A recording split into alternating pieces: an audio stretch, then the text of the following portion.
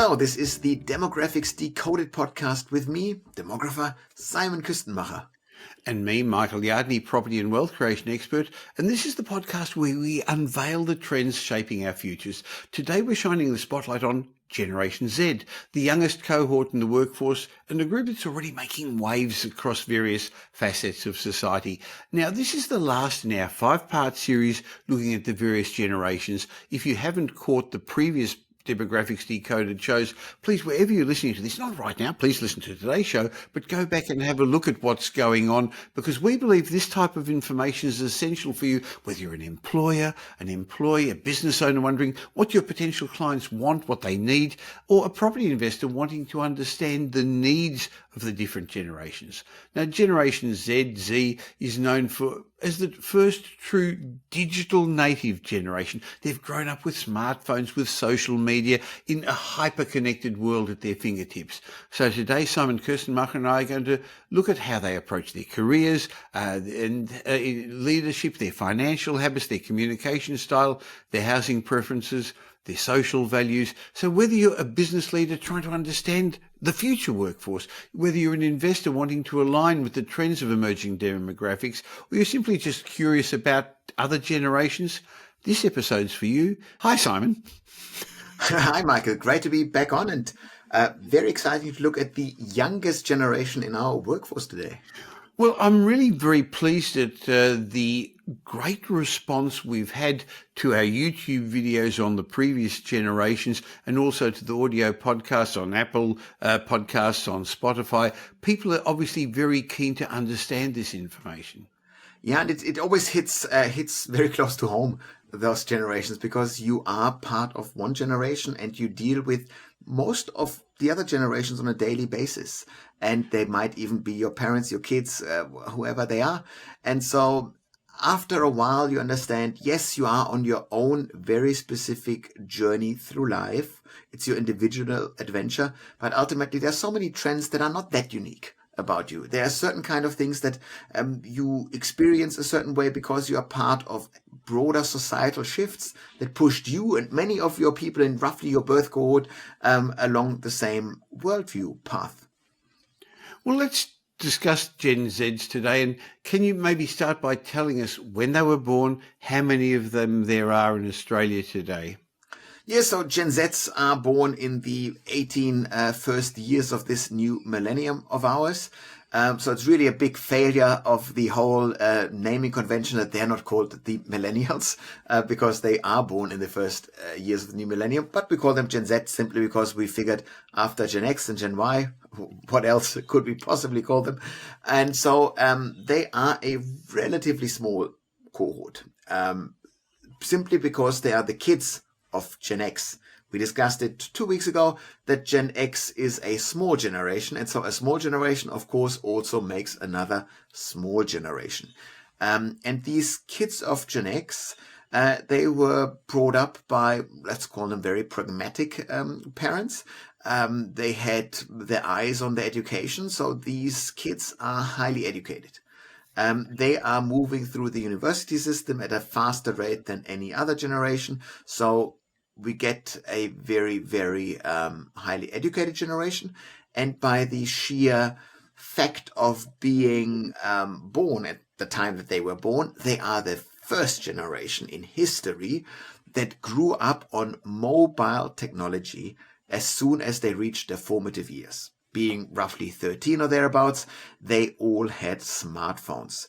They consumed information on a daily basis on their smartphones. So that means they always had all the information that mankind ever created instantly, readily available at their fingertips. They also consumed global news on a daily basis. And yes, that made them into global thinkers. That's cool. They view the world from a systemic lens. They see how the world interacts with one another. This is a generation that thinks about global warming first, about the local bike path second, but because they consume so much global news, and news by definition is geared towards the negative. If it bleeds, it leads. They think the world is going down the drain. there's a couple of things that are pointing in that way, because they say, well, housing is forever out of reach for us. We are creating mass extinctions around the world. The globe is getting hotter. We're not doing anything about it. Of course, there is no hope. And this creates a generation that is more pessimistic, misanthropic about the future of the world than any other generation before them. They report god-awful mental health. They're pessimistic, and it hurts them. Now that's interesting, because I have read how much Generation Z's are troubled by mental health issues, what large percentage of people have that, and it never made sense to me until you've just explained why.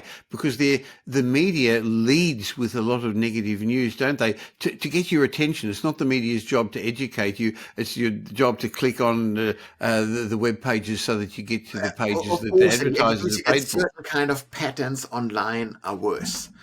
Because you do lead with the most spectacular headlines. You do the same with the newspaper, but in the traditional sense that you read a newspaper, it starts with the attention-grabbing headline at the beginning, and then you flick through the newspaper, and just by scanning through the headlines, you also read that there's a lot of boring stuff in there. You see that you get in a sense, a more nuanced picture by flicking through the book, as the newspaper is called in news parlance. So that's fun, because it's a bit balanced. But online, it's just one shocking thing after the next. And you read a shocking thing, the algorithm learns, hey, here's a more shocking thing. And so that does shape your worldview. It has a severe impact on you. And we now, in a bit of an experiment, a social experiment, we let this technology loose on a whole generation, and this generation now thinks in a certain way. It's not all doom and gloom, though, because the whole idea of growing up with all this global information at least turned them into systemic thinkers. They do understand, hopefully, that one thing, it's not as simple. You're not solving climate change, you're not solving the housing crisis by getting rid of this one dude at top who made a wrong decision. They understand that these are more complex issues. The risk is that you throw up your hands in the air and you say, this is too complex, we are doomed, there is no hope. The smart approach is to, remember what their very pragmatic Gen X parents taught them. Facts, data, features, pragmatism, cold-hearted, realism, and then look, what can we do? Where is our energy most useful? At the worst, this becomes a moralistic narrative that's not helping anyone. At best, this turns into a generation that understands that these are complex issues that they're tackling and that they deserve to be tackled. And then this becomes a solution-focused generation. We still need to see how this plays out for this generation. Because at the moment they again get shortchanged a bit. They're being, of course, seen as a very entitled generation as well, which is hurting them a bit. But ultimately, I think I'm cautiously optimistic about them becoming more optimistic in their outlook, because ultimately lots and lots of things are pointing in their way, in their favor. They're just not seeing it yet. Well, as a baby boomer, I'm on the internet as well and on my smartphone. But interestingly, I still tend to get a lot of my news from the traditional media outlets. But if I'm not mistaken, the Gen Zs would be getting it more from social media rather than from the old-fashioned media. Exactly. As a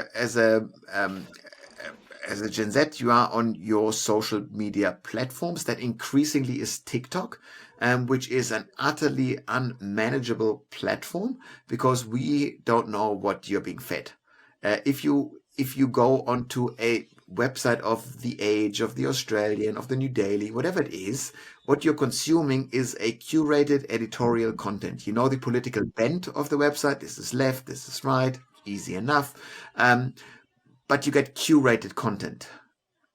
On TikTok, you don't know where stuff is coming from. You actually have no idea. It feeds you absolutely random stuff based on whatever the algorithm says. You don't know what it is. Yes, you can search for things, but ultimately you tend to consume stuff that a random almighty power is feeding you. And that has absolutely unintended, unknowable consequences. And young people, the average time a TikTok user spends on TikTok per day is 90 minutes. Which is insane. Yeah, but that's the sugar hit. You think each clip is a small little sugar hit, and you just eat sugar for an hour and a half. It's insane. And so the amount of misinformation that this generation is now being exposed to is much higher than the misinformation online that the previous generations consumed. So the importance of being able to filter the good and useful content out of the nonsensical content becomes more important.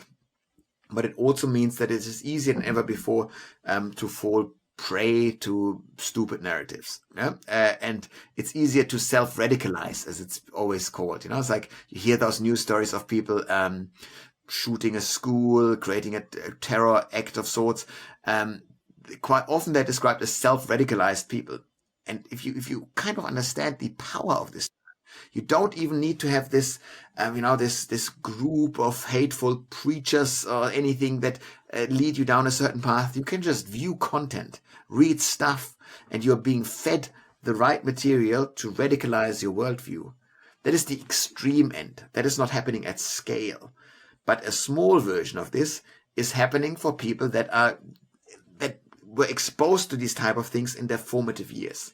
It's always important in generational research to know what happens in the formative years, 13 to early 20s. And if you and I watch TikTok, we are too old to be impacted in it in the same way, because we have a strict enough worldview already. Yeah. And that's a challenge. That's something that makes me nervous about Gen Z. There are plenty of books now out there. The most famous probably being Jonathan Haidt's The Anxious Generation, great book that talks about the perils of consuming social media in your formative years and what to do about it.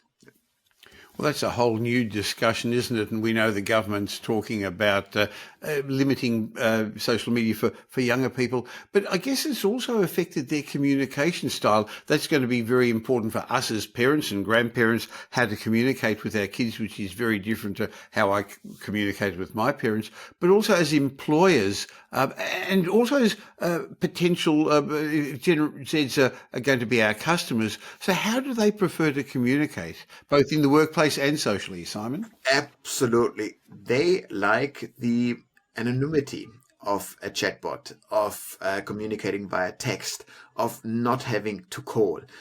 These are people that literally view it as an insult if you call them. This is an invasion of privacy. This is not okay. This is too much. It's too close. It's too familiar. And of course, this is the generation that lived through the COVID pandemic in their formative years. You and I, again, we both live in Melbourne. We were annoyed by lockdowns, by being limited in our freedoms. But it hit us at a time in the life cycle when it didn't really matter. Formative years, again, you're being cheated, so to speak, out of quite a few of your social years where your schoolmates, they socialize you. You get the constant direct feedback. I say this, I get punched in the face. I say that, people don't play with me. I get ostracized. These are direct learnings. Online, it is so much easier because you do not get a direct feedback to be out there. And be insulting. You know this when you read the comment sections of any newspaper. I write a column in the Australian. I occasionally go to the comment section. I know what's happening. It's a certain kind of etiquette just goes away when you operate anonymously. And this generation got exposed to this much more. So what we are seeing now, that they're entering the workforce, and for the next decade plus, all of your new entry-level jobs will be filled by Gen Zs. This is a generation that needs a bit more, I would say, workforce 101 training, workplace behavior etiquette. You need to educate this generation gently to the idea, depending on the job, that it is occasionally required to call somebody, to answer a call. Because you cannot always adhere to just their preference and just text with those guys. No, it's like you do need to adjust to your firm and to your industry standards and whatever. But you need to be aware that they don't like it. And so you need to massage them a bit in order to get them into that behavior. That's a challenge that they're facing. They also have, of course, much more digital preferences. They spend more time online and on devices than previous generations. They are super risk-averse generation, by the way. They're not doing any majorly bad behavior. They drink less premarital sex, all of those things that would have been considered risky, motorcycle riding, whatever. They do heaps less of it. The only thing that they do at scale that is bad for them is vaping, which is a great marketing success of the tobacco lobby. But that's the only thing that hit them. Ultimately, all the indicators point in the right way for them. Well, they're moving into the career stage of their life. What sort of jobs what sort of industries attract the Gen Z, Simon? Yeah, we spoke about this last episode where we talked about the millennials and the obsession with meaningful work. That's something that Gen Z also experiences. They also think that work has to be aligned with their true self, with their values. And so they come up with a lot of demands from their employers. And right now, everywhere across Australia, across the Western world, we have baby boomer bosses interviewing Gen Z workers. And that is an absolutely comical scenario because you want to remember who those baby boomer bosses are. This is a big generation that competed for every job that they had because there are so many other applicants. They knew it was a success to land a job. It was a success to retain a job, to get the golden pen for 20 years, the golden watch for 40 years of service, and so forth. And they're interviewing a small generation of Gen Zs, a generation that is small, that enters the world of work in times of low unemployment, in times of a prolonged skills shortage. And they come to an interview and they flip the interview around. They say, yeah, I of course read that this is a job for 5 days a week. I really need a mental health day. So let's do it for 4 days. Also, I'm not keen on going to the office. I want to work from home for most of the time. If I come to the office, I want to bring my dog along. When can I expect my first holiday? When can I expect my first raise? What's your ESG policy look like? And the baby boomer bosses, they just throw up their hands. They go like, mate, what are you talking about? You haven't worked a single day in your life and you're putting all those demands on the table. What's wrong here? And the idea is, what's wrong? Are they an entitled generation? Who cares? The idea is that these young people enter the world of work with a completely different set of leverage. They can make more demands than previous generations. That is always going to be seen as uncouth. But that's, if you want them as workers, that's what they ask for. And you need to find a way of working with these demands. And that's challenging. Well, how does Gen Z view job stability? Are they looking for long-term stable jobs, or are they more into gig work, freelance work? Yeah, so they very much like freelancing. That's a generation that put the idea of van life out there. The idea of and that's van lifing is an ultimate hack, by the way, because what you do is you take high housing costs away. Instead, you renovate a rundown camper van, and you live in that thing. Housing costs minimized. You're very flexible. You get to see fun stuff, experience stuff. So you have a super Instagrammable lifestyle. But you also then work remotely. You draw probably a lower income, but you're happy to accept this lower income because you are so mobile, this trade-off. So that's a Gen Z way of, dealing with uncomfortable circumstances in the housing market that are facing them. So work-life balance is important for them. It's not just work like their grandparents or the baby boomers. Oh, no, exactly. And part of this is the element of giving up. Because if you say work really, really hard, work your butt off, earn another $10,000 a year, they go, yeah, it still doesn't move the needle at all in terms of affording a house. So they go, might as well only work as much as I need to kind of get by, and then make sure that I maximize my enjoyment in life, my meaning in life, with other activities. So they're trying a way out of this.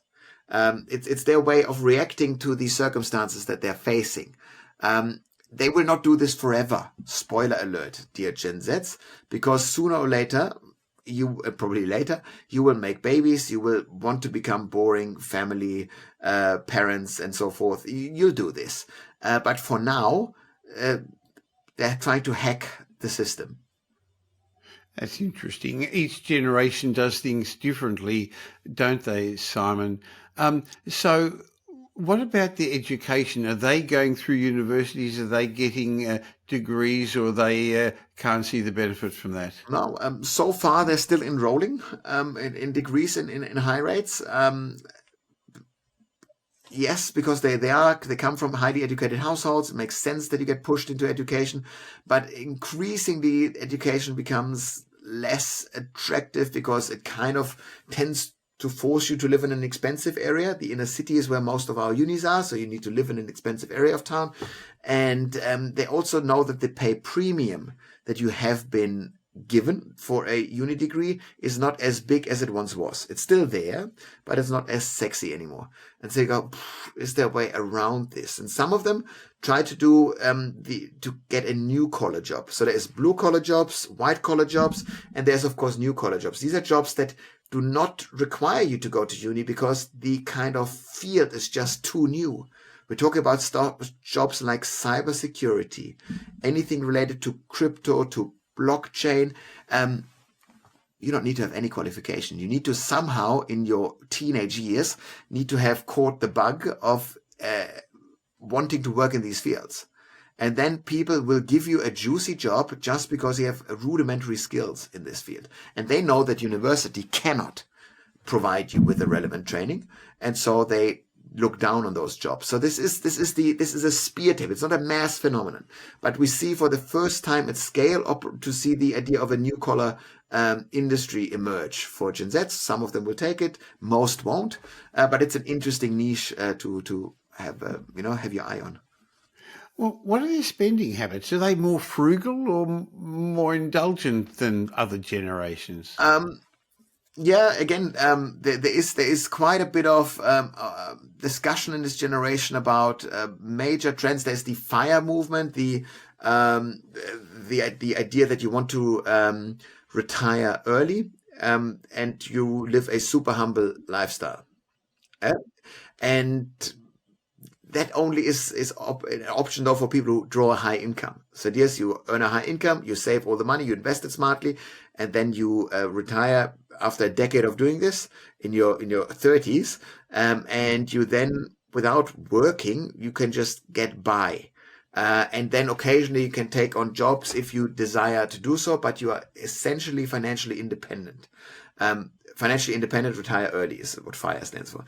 And so that's a niche phenomenon. Again, that's what they're doing. They're trying to come up with all those niches to see what they can do to work around circumstances that they view as unfavorable. I think what's important for employers to understand is what can we do to make sure we snatch up Gen Zs and get them as really reliable, loyal workers, because they are of course bombarded with this narrative that they will have 15 jobs or 15 careers throughout their working life. But because they've only been in the working life for such a short time, this is not a foregone conclusion. This is a generation that does want to make a difference, that wants to have leverage and not just money. Money, they of course need money because the basic cost of living is so high.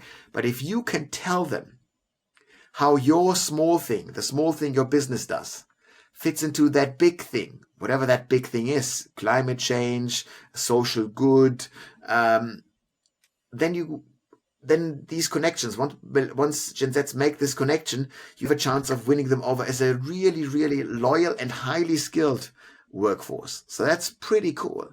But so you want to make sure that you view the world from their perspective. You see what their pain points are. You see what you offer. And you see how what you offer fits into the larger thing. Once you get this clear in your own mind as an employer, as a business owner, you get this. You have a chance of working much better in a much more cooperative partnership with these Gen Zs.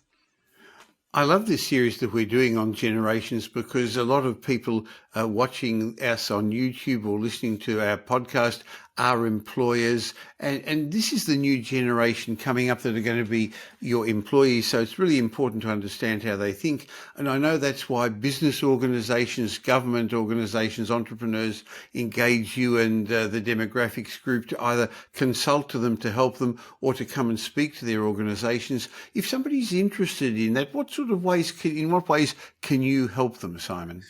Easiest way is to reach out either to me directly via LinkedIn or to reach out to the firm, the demographics group. We have an online form you fill out, and we'll reach out. I'll leave a link in the show notes, Simon. Perfect. So that's the easiest way to reach out, and we'll then see how we could help you. Is this a presentation at a company event? Is this consulting work? Is this whatever? Maybe we can't help you because we are actually in our consulting work a rather almost an arrogant firm, because we only take on jobs when we know that we can absolutely deliver a home run, when we know that we can be helpful.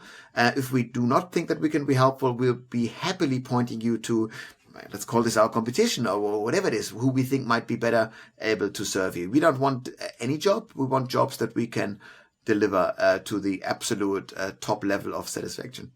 Well, I think people can understand if they've been listening to you for a while or watching you for a while or reading your articles in the Australian or the New Daily, the depth of the knowledge you and your team put together and the research you put into that. So I'll leave a link in the show notes.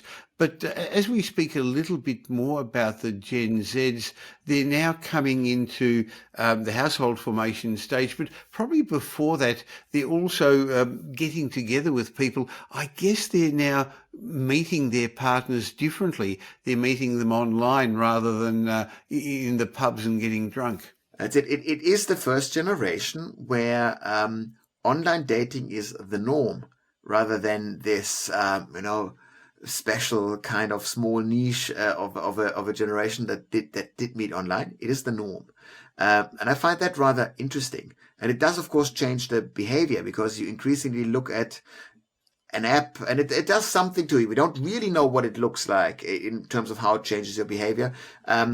But you just swipe through hundreds of people and you make super quick judgments. What does this do to your perception of the world? But interestingly enough, with this generation is that they are, of course, fully sucked into the online world. But every trend creates a counter trend. And in Gen Zs, we now see people deliberately deleting all the online apps, going back to traditional, drunk in the pub type meetings. We do see that there is a significant, sub cohort of Gen Zs who buy analog cameras of all things, to take photos the old-fashioned way and truly capture a moment. It's a way of dealing with these type of hyper-stimulations in a certain way by going to the other end of the extreme. Our granddaughter Sonia asked a couple of years ago for the old camera with film for Christmas, and the next year she wanted a vinyl record and an old-fashioned record player. So interesting. You're right. Yeah, and we know this whenever you look at any cultural trends, an easy forecasting hack, if you will. Any trend always creates the extreme opposite of it as a little thing. Yeah? But she's still on Instagram showing what she's eating and how she looks in the mirror. There you go.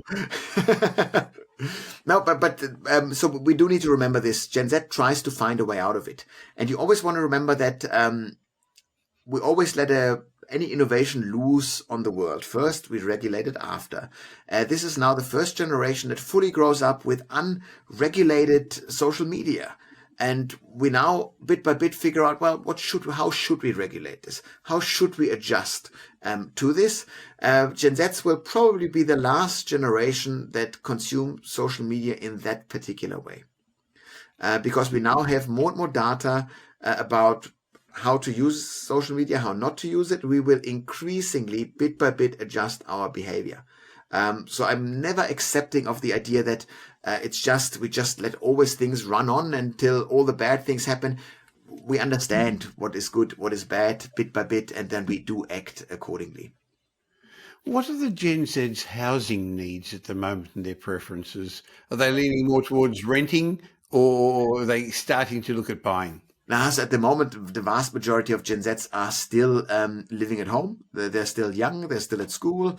The ones that are now entering the workforce, they're very much in the rental phase of the life cycle. And even if you start Gen Zs on relatively decent, we're not talking about unbelievably high, but decent starting wages, they still can't afford to buy a house. They're not interested in partnering up straight away. The oldest Gen Z is in the mid-20s. So that's too young to partner up at scale. There exist, of course, the early marriages, the early kids and whatever. But ultimately, at scale, they will start making babies in about 8, 9, 10 years. So that's still out. They're renters. They want to live in the center of town. That's where the action is at. That's where the dating pool is the deepest. That's the home of Gen Z. If they're not in a van, doing hashtag van life. Interesting. They also seem to be much more aware of mental health, the mental health conscious generation. How has this impacted their lifestyle choices and I guess also their workplace expectations? Yeah, so they become more aware of this. So this is a generation that actually takes their mental health days that are being written into contracts. They do take them, and they will fight back if you, as an, let's call it more old-fashioned leadership boss, say, well, what the hell is a mental health day? You're just fine. Just suck it up and come to the office. Don't moan around. That doesn't fly with Gen Z. Gen Z does not allow this. They take mental health serious. And there is, of course, again, the risk that this is the first generation that truly understands the concept of mental health. They think this is normal. They are very much unashamed of taking these kind of days. They are very open on social media about talking about mental health and so forth. But so the risk then is that this generation also overplays that card a bit. That you become too sensitized, too much aware of mental health issues, and then you get stuck in this a bit too much. Instead of, because there might be a certain kind of thing of just work through it. If nothing else, work works is the old saying. So maybe they become too sensitive, but again, that is to be expected. And then the system, bit by bit, the system that is society, will react to this. But in a sense, we, a couple of decades ago now, slowly introduced the idea of mental health that is now feeding through the system. So now that the majority of Gen Zs understands the concept, they might overplay it and eventually will reach an equilibrium where we have a healthy relationship with mental health. But again, they might be overplaying it. Interesting. What about environmental concerns? How important is sustainability, climate change, those sort of things to the Gen Zs? So again, if you look at all of the surveys where Gen Zs are being asked, super important, most important thing, highly important. But again, this is more of a theoretical exercise for them. It's the same thing that millennials said the same thing. And now that they are in the family formation stage, we see that millennials act much more like economic consumers. So we go, is this a bit holier than thou kind of narrative? This is a generation that very much knows how bad flying is from a CO2 perspective, but they are also wanting to see the world. They want to travel around and do all of those things. So, yes, they're more environmentally concerned than the previous generation, but I always want to see how this translates into consumer behavior in the long run. Because what we see sometimes is that businesses they hear, they listen to their clients. They scream environment, environment, environment. And as soon as there is a price element associated with environmentally and socially friendly things, they do not act like what they said they were going to act. And then businesses unroll their behavior. So it's a back and forth. So if you tell your business what you want, and then you don't act accordingly, don't be surprised if the business unrolls this.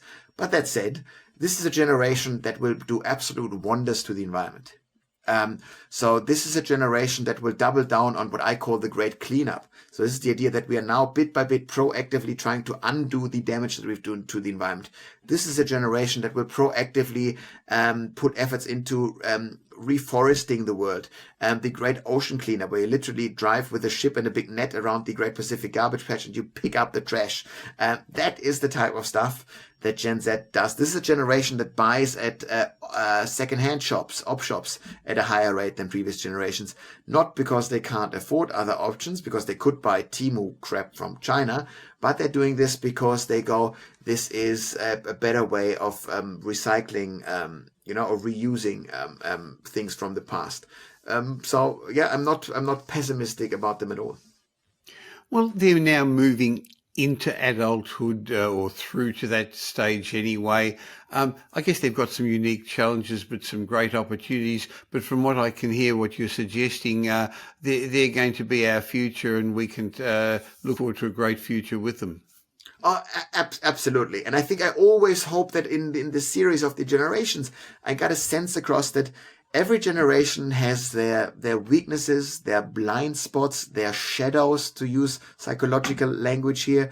But they also have an absolute bucket ton of things to offer to the world.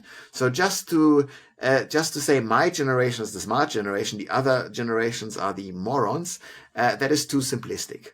Always look at the, try to understand the full picture, try to understand your own worldview, your own shortcomings and then try to take on, try to learn from younger generations. That never hurt anyone. Well, we've just finished a series of 5 weekly podcasts and videos about the various generations. If you've not gone back and heard or watched the others, please, after this, now take the time to do so. And if you don't currently subscribe to the Demographics Decoded podcast, wherever you're watching or listening to this, please subscribe so that once a week you get this great information from Simon Kuestenmacher. Simon, look forward to catching up with you again next week for our next show. Fantastic. Very much looking forward to it. This Demographics Decoded podcast has been brought to you by Metropole Property Strategists. We provide a complete range of services to help our clients safely create intergenerational wealth through strategic property and wealth advice. If you're looking to buy an investment property or your next home, why not have a discovery chat with one of our wealth strategists? Just go to metropole.com.au and explore your options. You'll find we're much more than just another buyer's agent. We provide a complete range of services, including property advisory, wealth advisory, home buying, buyer's agency, property management, renovations, and development management services. The team at Metropole will help you with frameworks that I've fine-tuned over 5 decades and we've been helping clients with for well over 25 years. We're big enough to tip the scales in your favour, but still small enough to care. In between these Demographics Decoded shows, you can follow me on social media, and I suggest you also follow Simon Kuestenmacher. You'll find him regularly posting on all social media platforms. And thanks for spending the last little while with Simon and me. I hope you got some benefit from the show. And if you did, and you know somebody who may also benefit, please tell them about Demographics Decoded. There's a share button on every podcast app. I hope you're going to be doing them a favour, and you're definitely going to be doing us a favour, helping us in our quest to make as many people as possible aware of the demographic changes that are going to be shaping their future. And of course, if you don't currently subscribe, we'd love you to. And of course, any of the information that we've been sharing with you is general information because we don't know your specific circumstances.